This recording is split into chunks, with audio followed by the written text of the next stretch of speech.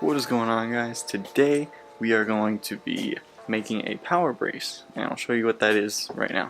Alright, so you see these two braces there? They hold the tension rods, which is this guy, and I will be getting different tension rods. I don't know what brand yet. I just know that I'm definitely not keeping the OEM ones. But the bracket that it sits on, a power brace is taking those two brackets and putting a bar in between them, and I'm also going to be boxing them. And what boxing means is, see how it's kind of like open the whole way? You just weld it shut with some flat bar, flat bar is what it sounds like. It's a bar that's flat, and it's what I used for here on the rails. And also this long piece going here is some flat bar.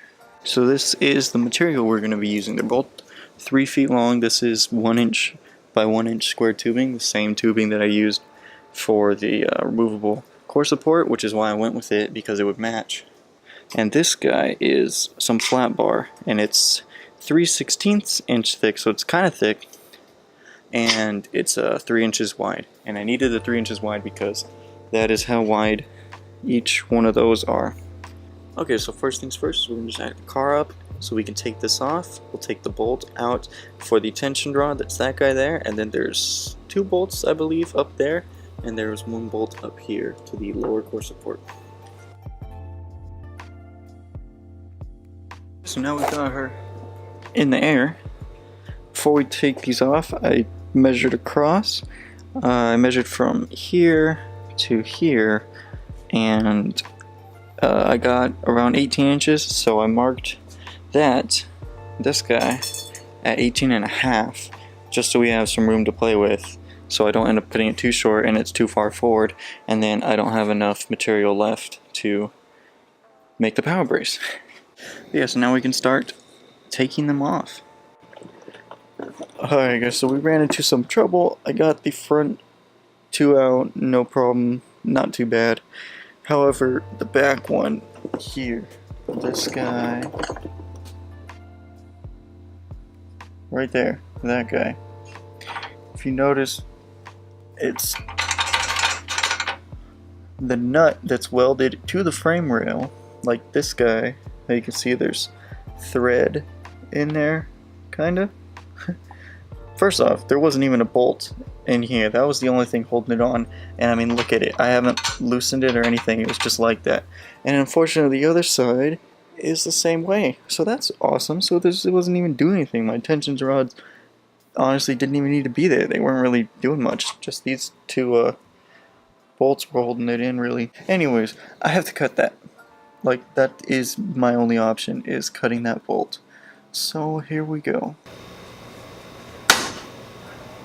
Okay, so I got this one out, and that was really annoying and unnecessary. But now I'm faced with a decision, because that guy over there is not a threaded hole anymore. The nut broke off, and yeah, it's gone. It's in the frame rails, so that sucks. And unfortunately, I capped mine before knowing this. So awesome, right? So that'll just be in there, just, you know, forever, pretty much. So this one is still threaded. I had to find another bolt because this one went up here. But I can put that one in, tighten it, and then just putting like a small bead there and probably like there of weld. Just weld it there, just because how often am I going to need to take this off? And if I do need to take it off, it'll just be 2 short beads, probably about 1 inch long each. I think that's way better than what it's at now, how that bolt's not even really doing anything, and these 2 are doing all the work. I think that's probably what's going to happen. Alright guys, we're going to interrupt the video a little bit because the UPS guy just delivered something I've been waiting for so long. I finally just bit the bullet and I just got it, and I needed it for so long. here it is. We got a bandsaw. Finally. Because I hate using grinders to cut stuff. I really do. It's loud, it's messy, sparks everywhere. It's not good.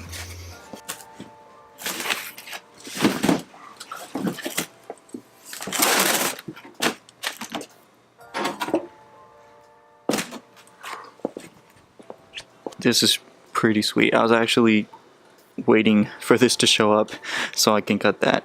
I didn't want to do it until this showed up.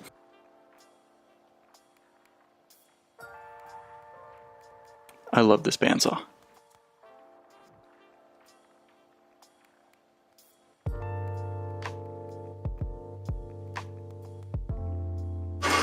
So I've been letting this thing just go on its own. It takes a little while. Granted, this is sort of thick steel. It's 3/16 of an inch, which isn't like crazy thick, but it's like medium thick. You know, it's not like ½ inch or anything, but it's medium thick. But it's going. It's doing it on its own.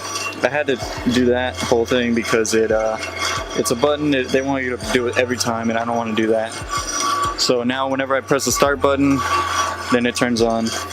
I don't have to hold the trigger and be here while this is happening. I can be focused on something else going on over here. I don't really have to be worrying about that, and it's not as loud too, so that's awesome. And then it's got this here, so when it finishes it'll drop and this will hit there before the blade. Like, look. Oh,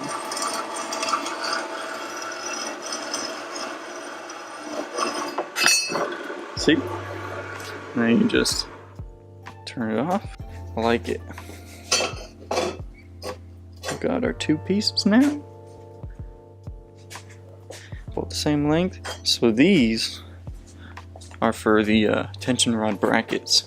So this is how it'll go. I'll just weld across there, weld across there. Still got room for the tension rod, sits in there. Got room for the 2 bolts up there, and nothing really goes anywhere else on it. So we're ready to get this going.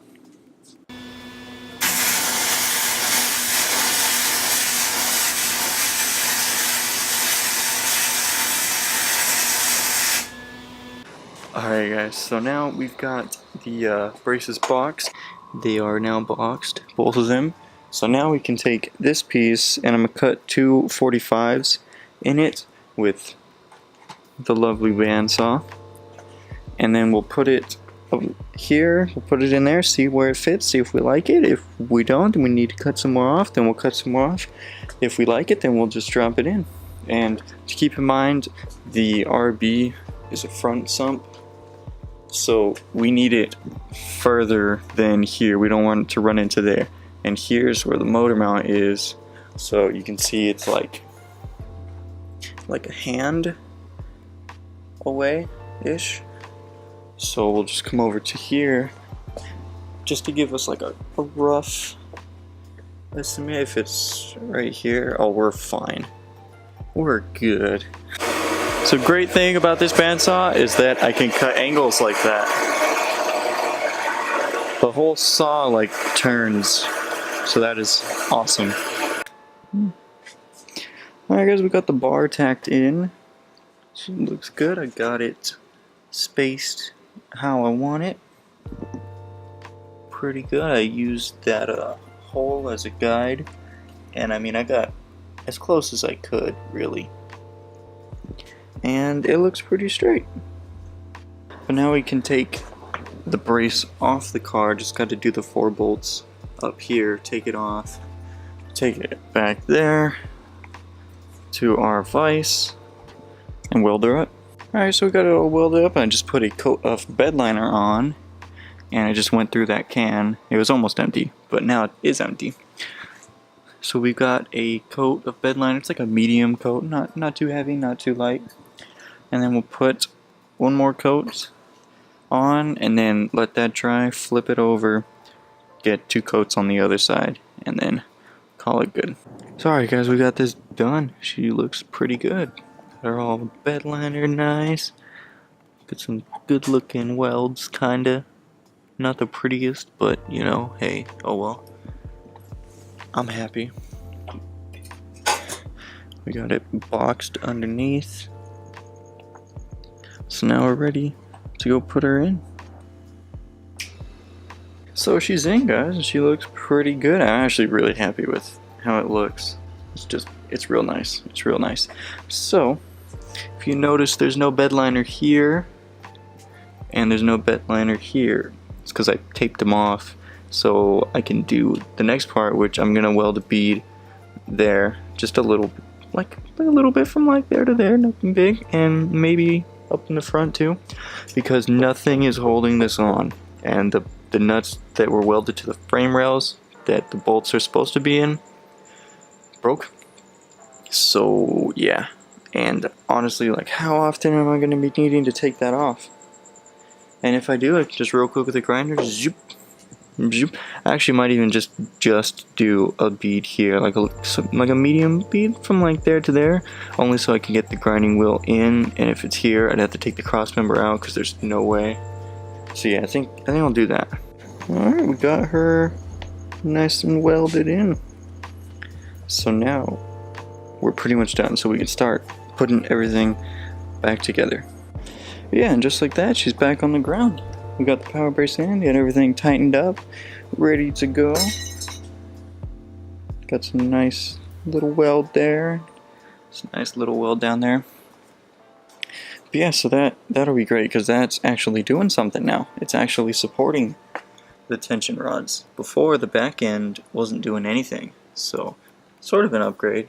And it's supposed to make it stiffer, I guess. So voila. Now when you look under, you can see that they're boxed instead of open, which is great. Now, I will be getting new tension rods. I said that I don't know how many times in multiple videos. Tension rods will be replaced. Don't know what brand, but they will be replaced for sure. The control arms, I'm not keeping the stock ones. I'm gonna get some extended ones, and then with the camber plates that I have, I will pull it out and most likely have to cut more of this circle out so I can have more adjustability, just so I don't have so much negative camber with the extended control arms. But alright guys, we got the power brace done, so I'm happy. Next is we're most likely going to be dipping into the wiring, but at the same time I've got a lot of parts coming in, and one of the parts that's coming in is the paint, the primer, and the clear coat and everything to paint the engine base. So we might do that next, or we might dip into the wiring. But anyways, that's going to do it for this video. Thank you so much for watching. Leave a like if you did.